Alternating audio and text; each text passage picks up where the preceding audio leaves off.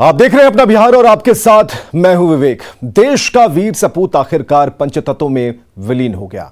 General Bipin Rawat की दोनों बेटियां कृतिका और तारिणी ने अपने माता पिता को मुखाग्नि दी। रक्षा मंत्री राजनाथ सिंह के साथ कई देशों के अधिकारियों समेत कई हस्तियां मौजूद थीं। आपको कठिन से कठिन समस्याओं का सामना करने के लिए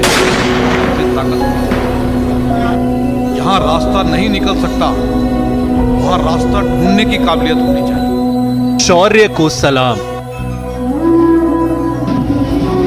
शहादत को सलाम, वीर योद्धा को सलाम। 17 तोपों की सलामी। अश्रुपूरित आंखों से देश ने अपने पहले chief of defence staff Bipin Rawat को अंतिम विदाई दी। बिपिन रावत और उनकी पत्नी मधुलिका रावत का अंतिम संस्कार एक साथ ही किया गया।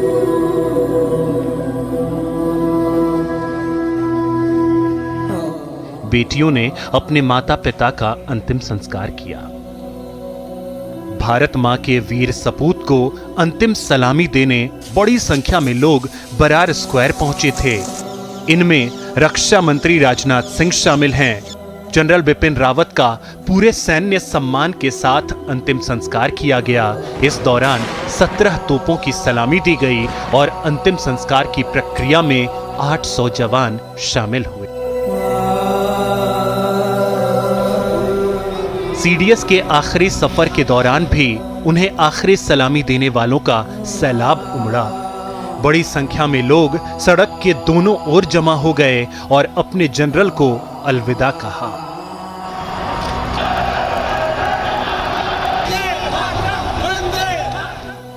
तस्वीरें देश के दूसरे हिस्सों से भी आई, जहां लोगों ने सीडीएस बिपिन रावत के साथ कुन्नूर हादसे में मारे गए सैन्य अधिकारियों को श्रद्धा सुमन अर्पित किए।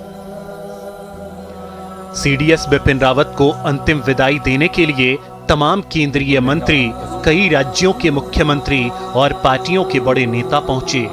इनमें सीजेआई एनवी रमन्ना, केंद्रीय गृह मंत्री अमित शाह, रक्षा मंत्री राजनाथ सिंह, वित्त मंत्री निर्मला सीतारमण और कांग्रेस नेता राहुल गांधी शामिल हैं। बिपिन रावत और मधुलिका रावत की बेटियों कृतिका और तारिणी ने अपने माता पिता को श्रद्धांजलि अर्पित की। इससे पहले बरार स्क्वायर शमशान घाट पर ही कुन्नूर हादसे में जान गंवाने वाले अजित डोभाल और हरियाणा के सीएम मनोहर लाल समेत कई सैन्य अधिकारी भी मौजूद रहे। Bureau report, news 18 network.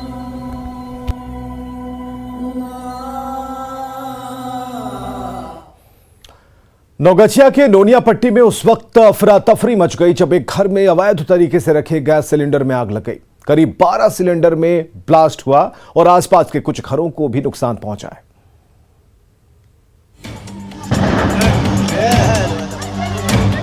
Noniya पट्टी मोहल्ले में रह रहकर धमाके की आवाज गूंज रही है।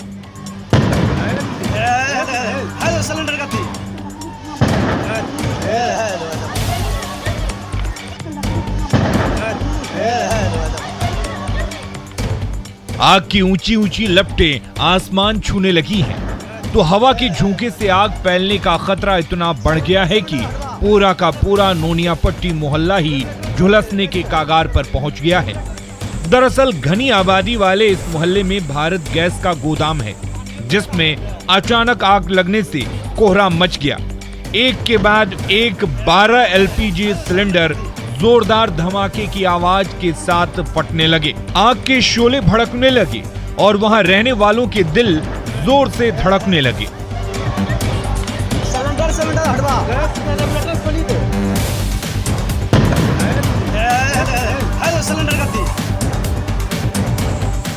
संकरी गलियों और हजारों की आबादी वाले इस रिहायशी मोहल्ले में उस समय हड़कंप मच गया जब एक के बाद एक गैस सिलेंडर फटने लगे।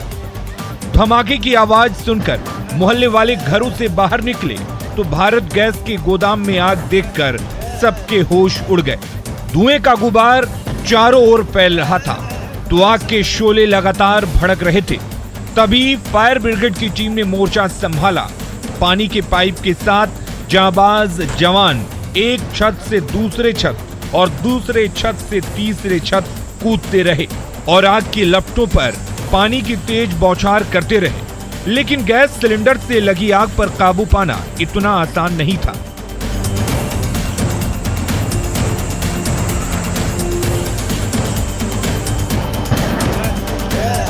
नौगछिया का नोनिया पट्टी मोहल्ला आग की लपटों में धू धू कर जल रहा था। गैस सिलेंडर के धमाकों ने कोहराम मचा रखा था। फिर भी फायर ब्रिगेड के जवान जान पर खेलकर ड्यूटी पर डटे रहे और आग बुझाने के मिशन में लगे रहे। आशीष कुमार, न्यूज़ 18, भागलपुर। इधर सिवान में अपराधियों ने ज्वेलरी शॉप में लूट की वारदात को अंजाम दिया। घटना है रघुनाथपुर बाजार की, जहां बाइक सवार 6 अपराधियों ने हथियार के बल पर ज्वेलरी शॉप में कैश भी लूटे हैं, गहने लूटे हैं और लूट के बाद अपराधी हथियार लहराते हुए फरार हो गए। अपराधियों की तस्वीरें कैमरे में कैद हुई हैं और इसके आधार पर पुलिस जांच में जुटी है, अपराधियों की तलाश में जुटी है। ये वो तस्वीरें जिसमें अपराधी फायरिंग करते हुए, हथियार दिखाते हुए निकलते दिखाई दे रहे हैं। रघुनाथपुर बाजार में दुकान से लूट की यह घटना हम आपको दिखा रहे हैं। 2 बाइक पर सवार 4 अपराधी किस तरीके से बोरे में गहने और रुपए लेकर भाग निकले, ये तस्वीरें हैं।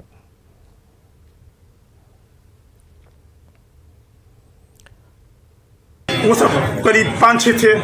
आधा धड़ा के अंदर भिड़ा दिए गन यहाँ पर सब सामान निकाल कर रखने लगे थे। बोरा लिए थे, इसमें सब निकाल दिए। कैसे निकालो, चाबी नहीं देते, 2-3 हाथ मारे। आप बोले सब निकालो सामान, सब निकाल कर। मुख्यमंत्री नीतीश कुमार आज बख्तियारपुर पहुंचे, जहां उन्होंने इंजीनियरिंग कॉलेज का निरीक्षण किया। उन्होंने छात्रों के साथ कुछ वक्त बिताया।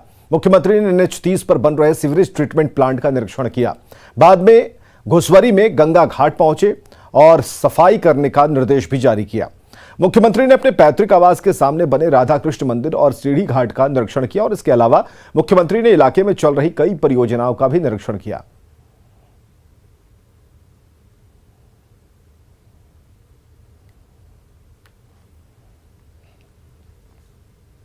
नेता प्रतिपक्ष तेजस्वी यादव की शादी के बाद अब कार्यकर्ता उन्हें अनोखे तरीके से बधाई दे रहे हैं। राबड़ी आवास के ठीक सामने आरजेडी व्यवसायिक प्रकोष्ठ की तरफ से पोस्टर लगाया गया, जिसमें तेजस्वी और चुईल की तस्वीर लगी है और इसके साथ ही लालू राबड़ी और तेज प्रताप की भी फोटो लगी है।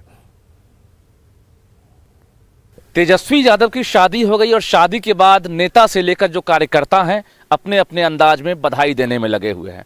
तो राबड़ी आवास के बाहर एक अनोखा पोस्टर लगा है प्रदेश महासचिव राजद के द्वारा और इस पोस्टर पर आप देखिए कि तेजस्वी यादव के साथ साथ जो उनकी पत्नी रिचेल है, उनकी तस्वीर है शादी की, और उस तस्वीर के साथ साथ जो लिखा हुआ है उसे भी आपको हम पढ़कर सुनाते हैं कि प्रेम, दोस्ती, साझेदारी, बराबरी, स्नेह बना रहे और बढ़ता रहे।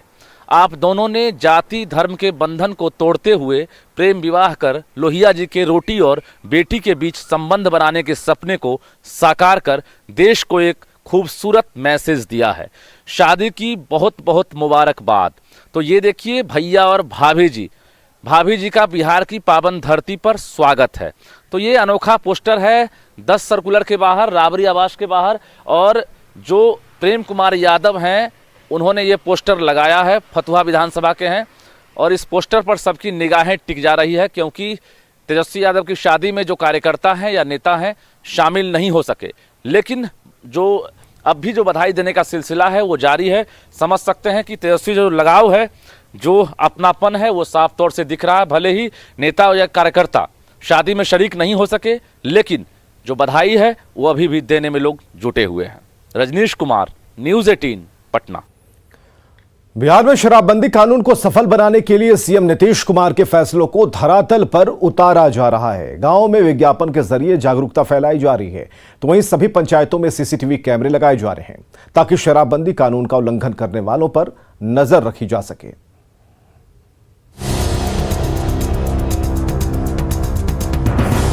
बिजली के खंभे पर चस्पा इस इश्तेहार को देखिए। यह कवायद है शराबबंदी को सफल बनाने की, जो शराबबंदी को लेकर सीएम नीतीश की महासमीक्षा के बाद शुरू हुई है। इसी क्रम में मद्य निषेध विभाग की ओर से गांवों और कस्बों में बिजली के खंभों पर विज्ञापन लगाए गए हैं, जिसमें आम लोगों से शराब पीने और बेचने वालों की जानकारी मद्य निषेध विभाग को देने की अपील की गई है। इसके लिए टोल फ्री नंबर भी जारी किए गए हैं। अब आप देख सकते हैं कि इस तरह से जो बिजली के खंभे हैं उस पर भी प्रचार जो है वो किया जा रहा है, प्रसार किया जा रहा है कि मद्यपान वर्जित है, और यहाँ पे टोल फ्री नंबर भी जारी किया गया है। आपको हम बताते हैं कि ये टोल फ्री नंबर जो है वो क्या है। तो ये देख सकते हैं टोल फ्री नंबर 15545 ये टोल फ्री नंबर है। इसके अलावा 1800345626 तो ये टोल फ्री नंबर जो है वो जारी किया गया है। शराबबंदी को सफल बनाने के लिए जन जागरण अभियान के साथ साथ शराब पीने, शराब बनाने और शराब की तस्करी करने वालों पर तीसरी आंख से नजर रखी जाएगी, जिसके लिए पंचायती राज विभाग पंचायत चुनाव के बाद हर एक पंचायत में 100 सीसीटीवी लगाएगा। अब कैमरा लगाकर गांव में सीसीटीवी कैमरा लगाने का काम किया जाएगा, जिससे कि टेक्नोलॉजी के तौर पर थाना के पास ऑटोमेटिक कोई यदि मूवमेंट होगा, कोई आदमी यदि गांव में रात के 2 बजे कोई घूम रहा है तो ये ऑटोमेटिक कैद हो जाएगा। यानी अगर कोई शराब बनाएगा, बेचेगा या पिएगा तो उसकी तस्वीर सीसीटीवी में कैद हो जाएगी। उसके बाद भी अगर आपके आसपास कोई ऐसी हरकत करवा रहा हो तो तुरंत टोल फ्री नंबर पर कॉल करें, वो सलाखों के पीछे होगा। न्यूज़ 18 के लिए पटना से आनंद अमृतराज के साथ अमित कुमार की रिपोर्ट। इधर समस्तीपुर के वारिसनगर में पंचायत चुनाव लड़ना गरीब तबके के लोगों को महंगा पड़ गया। मामला मोहिद्दीनपुर पंचायत के वार्ड संख्या 6 के हजपुरवा का है। गरीब परिवार से ताल्लुक रखने वाले शंकर कुमार ने वार्ड पार्षद का चुनाव लड़ा था, जिससे गुस्साए दबंगों ने उस रास्ते पर गड्ढा बना दिया जो रास्ता उनके टोले को सड़क से जोड़ता है। मजबूरी में इस टोले के लोगों ने चंदा इकट्ठा कर गंडक नदी को जोड़ने वाली नहर के ऊपर चचरी का पुल बनाया। जान जोखिम में डालकर आने जाने को ये लोग मजबूर हैं। गांव वालों की शिकायत है कि इस बारे में सीओ से शिकायत की, लेकिन कोई सुनवाई नहीं हुई। हमारे सहयोगी इस बारे में डीएम को उन्होंने जानकारी दी तो उन्होंने जानकारी होने से ही इनकार कर दिया। समस्तीपुर के वारिसनगर प्रखंड में जो पंचायत चुनाव हुए हैं और उसके परिणाम आने के बाद यहाँ पर 1000 से अधिक लोगों के रहने वाले एक मोहल्ले जो गरीब दलित पीड़ित लोगों की है, उस बस्ती के लोगों का रास्ता रोक दिया गया है। नतीजा ये चचरी का पुल बना करके अब चलने को विवश है और ये लोग हैं जो पंचायत चुनाव के परिणाम आने के बाद रास्ते की समस्या से जूझ रही है। और ये शख्स हैं यहाँ पर चुनाव लड़े थे, इनको मना किया गया था, चुनाव नहीं लड़े। हम इनसे जानना चाहेंगे क्या हुआ था कि रास्ता क्यों रोक दिया गया? रास्ता इसलिए रोका गया, मैं वार्ड सदस्य पद के लिए खड़ा हुआ, इसीलिए रास्ता रोक दिया गया। अच्छा। पूरी तरह से क्या दिक्कत क्या हुआ? आप चुनाव लड़े तो दिक्कत यही हुआ कि वो लोग समझ गए जमींदार लोग से अगर ये खड़ा हो जाएगा तो हम लोग को वैल्यू नहीं करेगा। तो लगातार फजीहत झेलने के बाद चुनाव परिणाम आने के बाद ये चचरी पुल हम एक बार फिर दिखाना चाहेंगे। ये चचरी पुल बनाया गया है, हालांकि दोनों तरफ निजी ज़मीन है, उसके बावजूद भी यहाँ के लोगों ने इनका सहयोग किया और चचरी पुल बनाए हैं तत्काल, और इसी से होकर के आते जाते हैं। लेकिन ये अस्थाई समाधान इनके लिए नहीं है। Mukesh Kumar, news 18 network, Samastipur. Corona का नया वेरिएंट ओमिक्रॉन भारत में लैंड कर चुका है। 20 से ज्यादा केस सामने आ चुके हैं और इसी बीच बिहार में गुरुवार को 17 केस का आना खतरे की आशंका है। लेकिन इससे भी बड़ी बात यह है कि ओमिक्रॉन की दहशत के बीच लोग लापरवाह दिख रहे हैं। राजधानी के रेलवे स्टेशन पर लचर व्यवस्था की तस्वीरें सामने हैं।